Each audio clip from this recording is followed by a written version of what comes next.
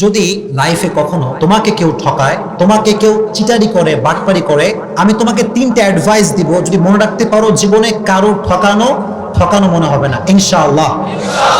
যদি লাইফে একদম আমার চোখে চোখ রাখো যুবকরা, যদি তোমার গার্লফ্রেন্ডও ঠকায়, তোমার বন্ধু ঠকায়, যেই ঠকাক না কেন, তিনটা অ্যাডভাইস মনে রাখবা। যদি বলো কয়টা অ্যাডভাইস? নাম্বার 1, কেউ যদি তোমারে কখনো ঠকায়, তুমি আগেই বিশ্বাস করবে আমি ঠকি না, আমি জিতে গেছি, আলহামদুলিল্লাহ।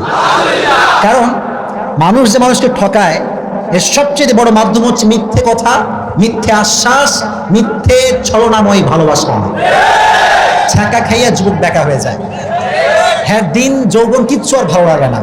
তো এই যে মানুষ তোমাকে ছাকা দেয়, কষ্ট দেয়, প্রতারণা করে, এটা মিথ্যের মাধ্যমে মানুষ বেশি করে। হাদিস শোনেন, একবার রাসূল করিম সাল্লাল্লাহু আলাইহি ওয়াসাল্লামকে একজন সাহাবী বলল, ইয়া রাসূলুল্লাহ, আপনার উম্মত কি জিনা করতে পারে? রাসূল বললেন যে হ্যাঁ, মিস্টেকলি করে ফেলতে পারে, এই গুনাহটা হয়ে যেতে পারে। ইয়া রাসূলুল্লাহ, আপনার উম্মত কি সুদ খেতে পারে? রাসূল বললেন হ্যাঁ, মিস্টেকলি খেতে পারে, ভুল করে গুনাহটা করতেও পারে। কিন্তু রাসূল বললেন দেখো, আমার উম্মত একটা গুনাহ কখনো করতে পারে না। একটা গুনাহ যদি কোনো উম্মত করে, সেই উম্মত আমার উম্মত থাকবে না। সেটা কি? যে উম্মত মিথ্যে বলবে, সে উম্মত আমার উম্মত হতে পারে না। ঠিক কিনা বলেন?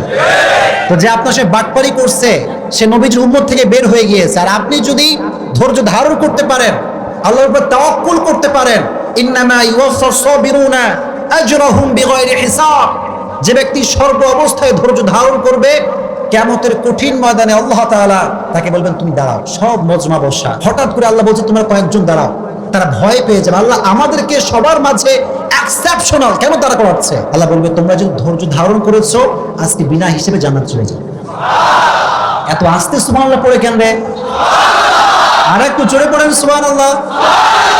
তাহলে কেউ আপনার ঠকাইলে আপনি ঠকছেন না জিতছেন? Number 1 advice. নাম্বার 2 অ্যাডভাইস হচ্ছে, যখনই ঠকবেন, কষ্ট পাবেন, আগেই পড়বেন আলহামদুলিল্লাহ। এত আস্তে কেন? জোরে পড়েন আলহামদুলিল্লাহ।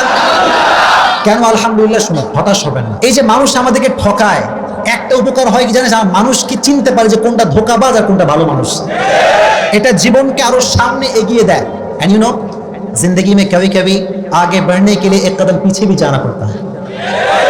জীবনে কখনো কখনো সামনে আগাবার জন্য এক কদম পিছু পা ফেলতে হয়। ঠিক কিনা বলেন? মিজানুর রহমান আজহারি বলেছিল, আধারে ভয় পেও না, আলো আছে আড়ালে, অন্ধকার পালিয়ে যাবে তুমি উঠে দাঁড়ালে। আমিও সেই কণ্ঠে কণ্ঠ মিলিয়ে বলতে চাই, যুবক, ছাকা খেয়ে বেকা হয়ে যাও না, শক্ত হয়ে দাঁড়াও, শপথ গ্রহণ করো, এস্টাবলিশ হয়ে দেখাও। আর যে মানুষ তোমাকে ধোঁকা দিচ্ছে, আগামীকাল সে আফসোস করতে করতে মরবে। এজন্য যখন কেউ চিট করবে, পড়বা আলহামদুলিল্লাহ, পারা যাবে ইনশাআল্লাহ। এন্ড লাস্ট অ্যাডভাইস, এটা বলে আমি আলোচনায় ফিরে যাব ইনশাআল্লাহ। যদি কখনো তোমাকে কেউ ঠকায়, মনে রাখবা যে মানুষকে ঠকায় সে তার লাইফে সুখ খুঁজে পায় না। ঠিক না? অনেকে বলে হুজুর যে ঠকায় সে খুব ভালো থাকে, হুজুর বিন্দাস ঘুরে বেড়াচ্ছে, কোনো টেনশন নাই। আরে ভাই, he has N piece of mind, he has N piece of heart. মানুষকে যখন মানুষ কষ্ট দেয়, আল্লাহ মানুষের মনের যে প্রশান্তিতে কেড়ে ফেলে। এজন্য যে আপনাকে কষ্ট দিচ্ছে, সে আসলে জিতে নাই, সে হেরে গেছে। জিতছে না হারছে?